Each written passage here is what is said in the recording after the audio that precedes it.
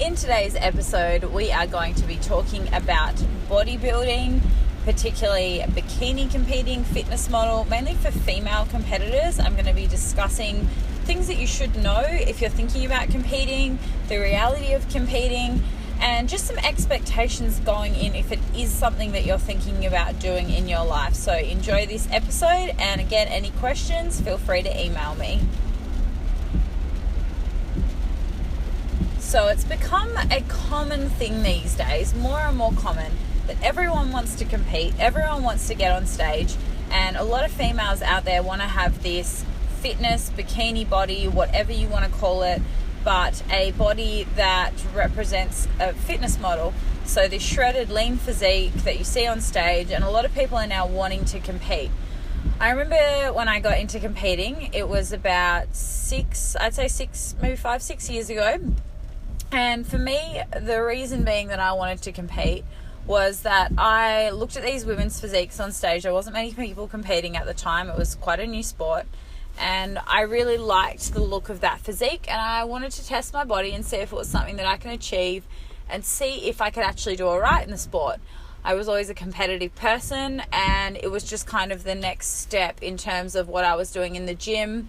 I wanted a new goal, and I think that is completely fine in terms of mindset for reason to compete. I thought I had potential in the sport. I realistically looked at my physique and thought maybe I would do okay. Now, going in, there was a lot of things that people didn't tell me about it. There is so many things that women need to understand, especially in terms of mindset, if you are going to compete in bikini, bodybuilding, whatever division you want to do. Now, for the premises of this podcast, I'm going to specifically talk about NPC or IFBB bikini, because that is what I personally compete in. I also coach a lot of athletes who compete in ICN or INBA, all different divisions, but just for the easiness of the podcast, I'm going to say that I'm talking about like a physique that you need to achieve to compete in IFBB or NPC. So what I mean by that is that the physique that you need to do well in this sport is a very, very lean physique. And now I'm not going to talk about body fat levels because I think they're so irrelevant. It comes down to look. But if we were going to talk about it in terms of, say, a DEXA, you're looking at women on stage probably in about the 10 to 15 range on a DEXA. And DEXAs are obviously the most accurate representation of body fat. So very, very lean physiques. Women aren't naturally meant to be sort of sub 15 on a DEXA year round. They're not meant to stay this lean, and it's it is unhealthy for our bodies to get to that point. And we know that going in. It's not, and that's the problem. A lot of people don't understand that this physique that you're going to achieve is for a day or a week, or it's not something that's going to be maintained afterwards, because A, it's unhealthy, and B, you're going to have to do a lot of hard work to get to that physique level, which the maintenance and upkeep is going to be near to impossible to stay that lean year round, unless you are genetically blessed in being someone that is ultra lean, maybe more of an ectomorph body type. But again, in saying that, it's not going to be great from a hormonal standpoint. So yes, genetics do come into play here. Some people just genetically do stay a lot leaner than others, which is good and bad. It is good in some sense of the word that obviously they don't have as many issues with post-comp, with coming out of the show, but they can tend to have issues with hormones like the whole way through their life because they're naturally quite lean for a female. And for females, obviously, we need body fat to have productive hormonal function.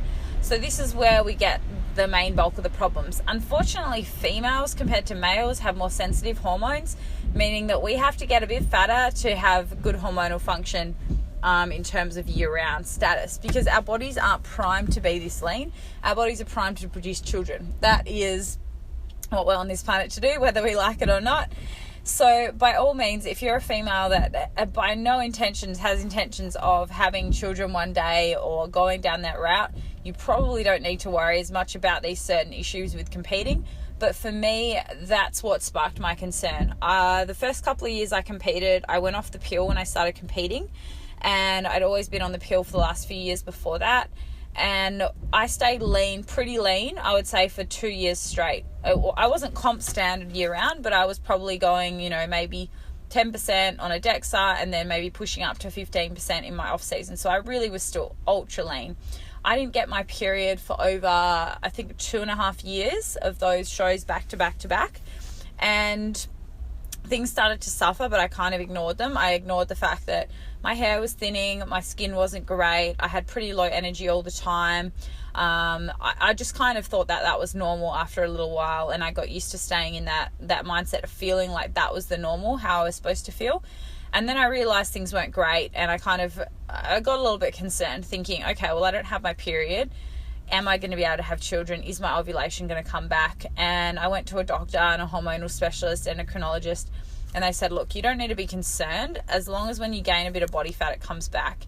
So that, for me, in my head, I was like, oh God, I don't want to put on body fat. But at the same time, I don't want to ruin my chances of having children. So I had about a year off then. That was when I was working with Lane Norton, and he made me gain body fat. I went up from my stage weight and my year-round weight of being under 60 kilos. I would be on stage about 52, 53, and year-round I was hanging around the 58, 59 mark, say off season. He pushed me up to, I think it was about 62, 63 kilos, which I was very uncomfortable at. I didn't have a lot of muscle mass at the time, so this was quite big for me in my head, which is crazy looking back at it now. But I got my period back. So I had my period back for a few months. It came back completely normal once I gained a bit of body fat, and was probably maybe sitting around 20-25% on a DEXA, so still a very healthy body fat level. So things were great. So I had my period back, my hormones started to balance out as soon as I gained that body fat, reduced my cardio and all of those sort of things. And then we got back into a comp prep mode. And again, my period disappeared when I was about 8 or 10 weeks out, when I started to get quite lean again. Again, I competed from then for another about year and a half. Same thing happened. Off season, I'd get it back. Now my menstrual cycles are completely back to normal. I haven't competed in 3 years. So in saying that, you don't need to stress too much about your menstrual cycle as long as it's coming back when you're off season. Some people won't lose their periods at all. I'm someone that naturally has quite low estrogen levels and higher testosterone, so it tends to happen quite easily. Other women won't tend to have this problem. So just pay attention to it, and if you're really unsure, then make sure you're speaking to a doctor about it. All right, so that's number one thing you need to be mindful of when competing, is your menstrual cycle and hormones. Now, the next thing that I want to focus on is more mindset. So a lot of people say they want to compete, but then when you talk to them about the actual sacrifices they're going to have to make, they're probably a little bit apprehensive or probably not in the right mindset to do it. So my big thing that I say to my competitors when they come to me and they want to do a show is obviously why. Why do you want to compete? What will it actually mean to you? And if the reasons aren't in a competitive mindset and they're more just like, oh, I just want to have that body for summer, then we kind of need to have a chat about that, because people don't understand that you can still get an amazing physique without getting on stage, and a more maintainable physique for year round without actually going through the sacrifices of a comp prep. So the big difference between a comp prep and someone, say, dieting for summer, is that you have a set deadline. You have a stage date that you need to be absolutely peeled for. And in doing so, it means you're going to have to sacrifice in terms of social situations. So if I have a lifestyle client and say they're going to a birthday party, I'll probably say to them, say their goal's still fat loss, I'll probably say to them, look, you can have your, high carb day or free meal or whatever it is, or it might be a free meal for the day. You can choose whatever you want, but just eat within moderation, be mindful, make sure you keep up the exercise. In 1 kilometre, bear left towards 2. If, for example, that was a comp prep client, that would be completely different. Say they're 3 or 4 weeks out from a show, everything at that point needs to be fine-tuned. They need to be weighing all their foods, they need to be measuring everything out, they need to be factoring in sleep, they need to be making sure that every factor in their nutrition, training, mindset is all under control. They can't just go to a birthday party and have a small amount of something. That food needs to be accounted for. It needs to be, say, either weighed out or known the weight of. So everything requires a few more sacrifices. It doesn't mean that you need to be so strict and 100% stick to a meal plan. That's why I love flexible dieting, and most of my competitors get absolutely shredded following flexible dieting principles, but it still doesn't mean that you can then just choose any food under the sun. It also means that you do have to figure out portion sizes. The other big one is alcohol and being social. A lot of people don't understand that with a comp prep, you're pretty much giving up alcohol. So if you're someone that does like to be social and drink a few drinks on the weekend and all of that sort of thing, that's something you're going to have to let go of. Whereas my lifestyle clients, I won't take that out completely from their diets. I'll obviously encourage them to reduce their drinking intake. If they are someone that wants to lose fat, it's going to affect it, but it's not as serious. So say, for example, you want to get lean for summer and you've got a wedding that weekend and you're a bridesmaid and you want to have a couple of wines. It's not going to halt your results for summer. It might step you back a tiny bit, but you'll be able to straight away get back on track. If that's a comp prep client and they're 2-3 weeks out, there's no way they're going to be able to factor in alcohol into their diets because alcohol just gets processed so differently within the body. So I do allow my competitors to have, say, a glass of wine here or there for generally up to about 8 or 10 weeks out, and then we pretty much cut it out. It also depends on the client, how lean they are, how well they tolerate alcohol, all those sort of factors. But I'm just trying to get across the point that there's certain sacrifices that you have to make, and if you're not willing to make those sacrifices, then I definitely wouldn't be stepping on stage.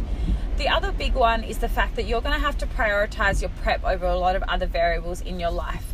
Now, I'm not saying prep comes before everything else because you don't want it to become such a selfish sport, but if you have a very high-powered job, you have a job that requires your full attention, you're going to be having little brain lapses and brain farts at the end of prep because you're just fatigued, you're in a deficit, you're training a lot. These are all just things that will happen. I really hope that my competitors in particular don't get affected till the last couple of weeks. I would say weeks 4 to 2 weeks out are generally the hardest that I will diet my competitors. And then in the last week to 10 days, I tend to back things off, and peak week's actually quite fun. They tend to have more food, less training, all of that. So the hardest part is kind of that 4 to 2 to 1 weeks out. But there is going to be times when you're going to be very fatigued because, again, like I said, females' body fat should not be that low. It's not normal year round, and that's something that we have to understand. So if you're going to do a comp prep, understand that it might affect a little bit of your brain and your focus, and you're going to have moments where you just say, like, forget what you've done, or you're just really tired, and you have to, at that point, sometimes even go in and do a training session.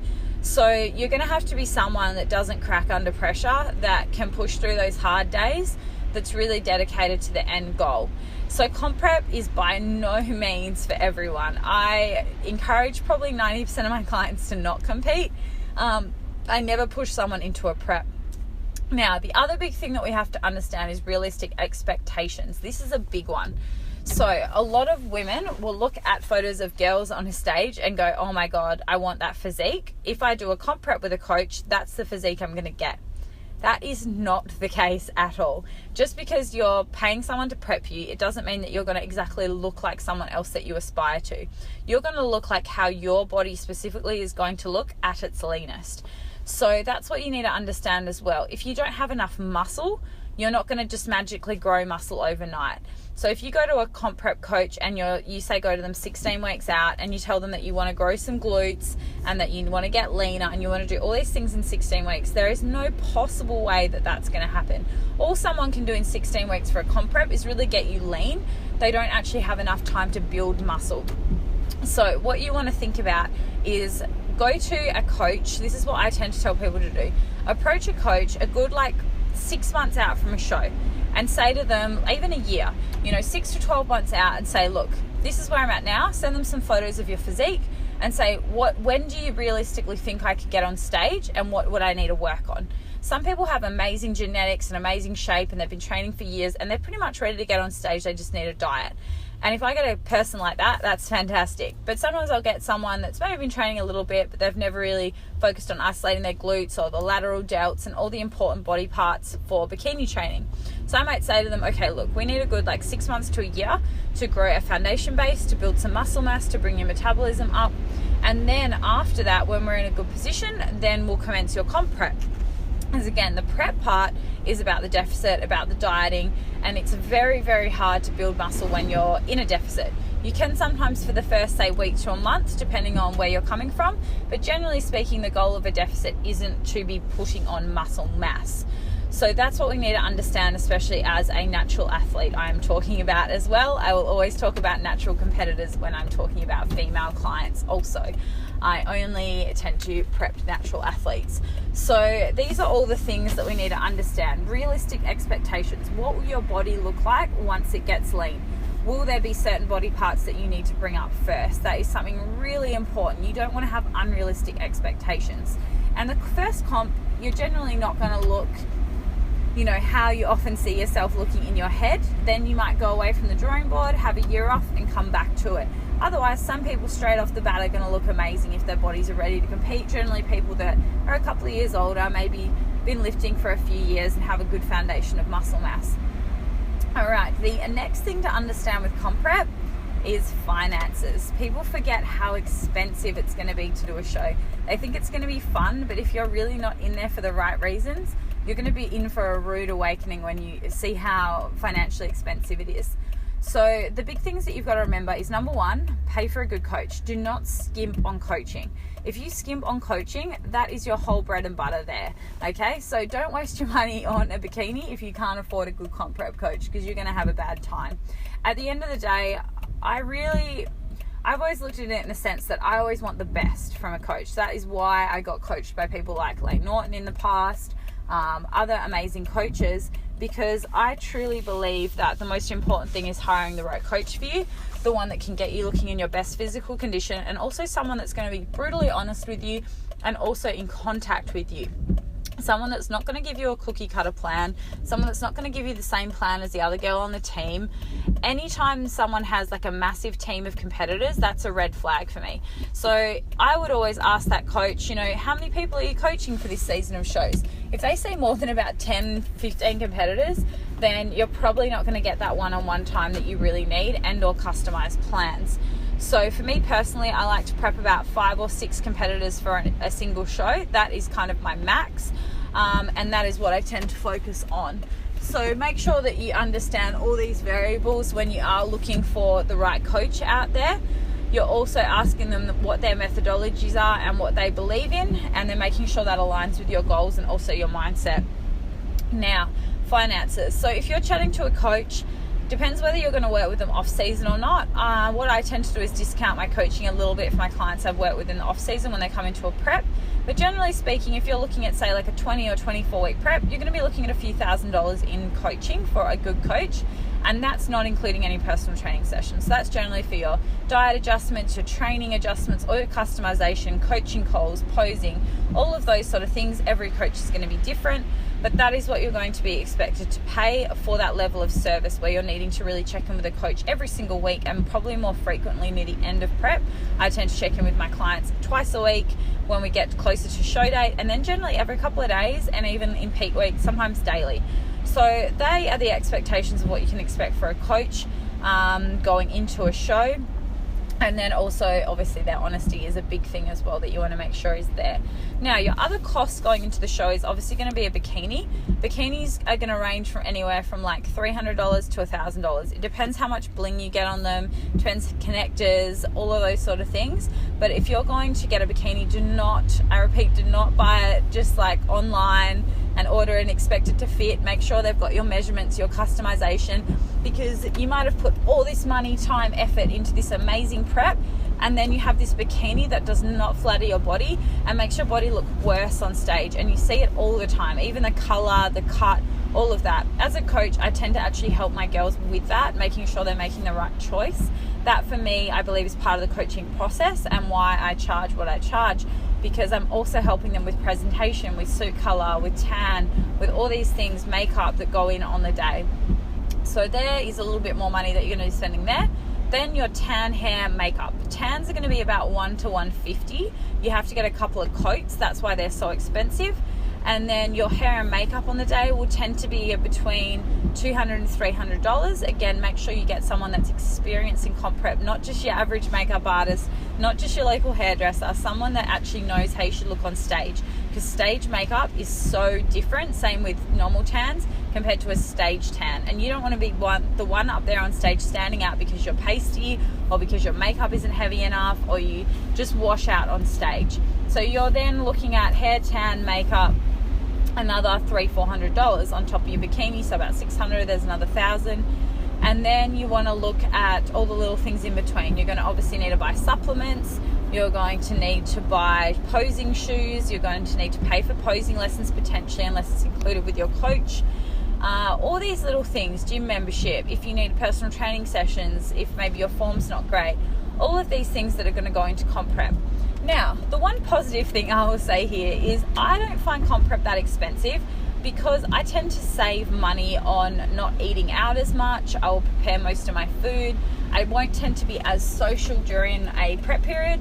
And the other big thing I'll tend to save on is normal clothes. I'm generally just buying gym clothes because, especially in the last 6 weeks of prep, most of your time is spent at the gym or sleeping or working. So you've got to look at it from that point of view. You're probably going to save a lot of money on alcohol if you were a drinker before, on food when you're dining out. So there is some positives to it. I'm not being super negative about the whole thing. Now, I see it as an investment. So if you're looking at a prep all up, you're probably looking at about $3,500, maybe $4,000, because you've also got to pay federation entry fees, you've got to pay for show entry fees, and then if you have to travel, then you've also got to look at travel costs. So it can be quite expensive, and all of this we're looking at over, the period of a 20-25 week prep. So in summing up, make sure that you're realistic about your expectations. The one other big thing I didn't discuss was the fact of how it affects you mentally. It is going to be hard once you get lean to come out of a prep, and making sure that you've got a good plan in place for a reverse diet is really, really important. You've got your coach supporting you. Make sure you're paying your coach post-comp to help you with the reverse diet period. With my clients, I personally have a minimum 4-week commitment to a reverse diet. And then from there, I obviously encourage them to stay on coaching but downgrade their services with their check-ins. So it might be changing from a weekly to a fortnightly check-in and that sort of thing, to adjust them in a good reverse diet fashion for a couple of months before they can really go it on their own. So the other big thing about prep is that your emotional state's going to change. You'll probably have days where you're tired, where you're grumpy, where you're hungry, all of these sort of things. And you'll also find that probably your libido will drop a little bit, purely due to your hormones coming down. So if you've got a partner or loved ones around, you need to prepare them for the fact that all these things are probably going to happen. But I also don't want people to use that as an excuse to be a horrible human. Don't blame your moods on comp prep. You've just got to be able to control them and understand and be mindful of the fact that that's going on in your life. So comp prep shouldn't be an excuse to be an arsehole. Comp prep should be about understanding that you are really going to push your body to its extremes. It's not something that should be done show to show, back to back to back, and do it at the right times. Do it when it's right for you. Don't ever rush into a comp prep. Don't ever have anyone push you into doing it. It is, on a positive note, an amazing experience. I love getting up on stage. I love putting all my hard work up there, all the blood, sweat and tears from in the gym, and getting up there and rocking it for a day and really enjoying the experience. I love the process. I love seeing my body change, but you also need to be mindful that there is going to be tough things that you deal with along the way. So I really hope this sees an insight a bit more into comp prep and the commitment required. So make sure that you're mindful of all of these things. If you do ever decide to do a prep, invest in a good coach and be sure to ask a lot of questions along the way. If you have any questions about comp prep, you can shoot me an email at alice@aliceround.com, and I hope you enjoyed this podcast and many more to come.